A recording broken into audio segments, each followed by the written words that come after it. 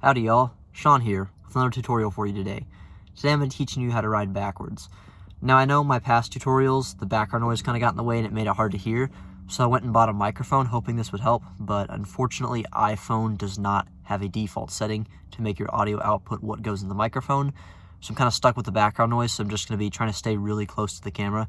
I hope you can still hear me pretty well. I hope you learned something from this tutorial.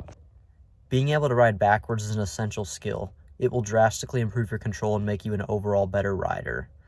As far as prerequisites, you should be able to ride forward first, at least a little bit. But then again, being able to ride backward makes your forward riding better. So even if your forward riding's not that great, you can go ahead and get started on riding backwards.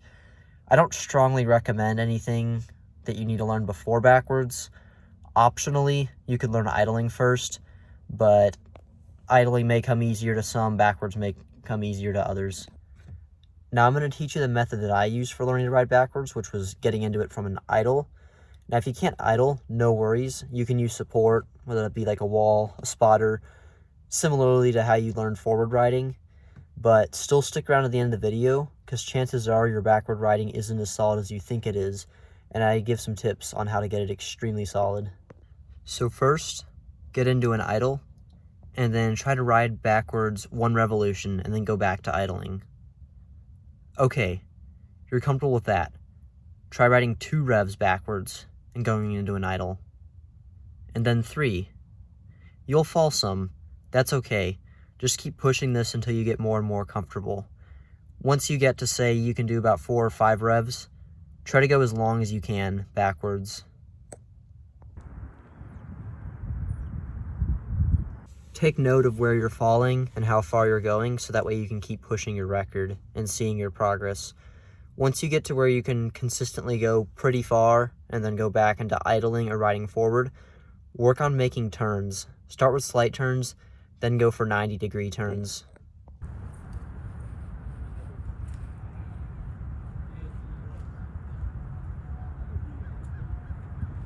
After that, try going in a semicircle.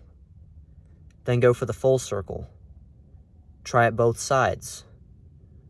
Try doing a full figure 8.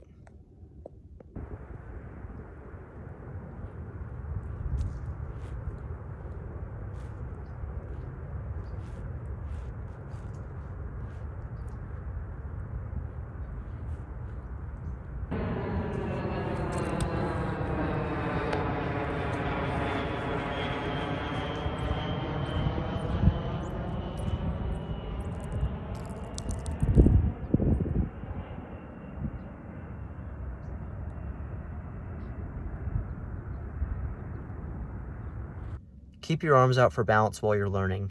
Eventually you won't need them. As you get better with turning and your backwards riding becomes more natural, you can start practicing arm independence.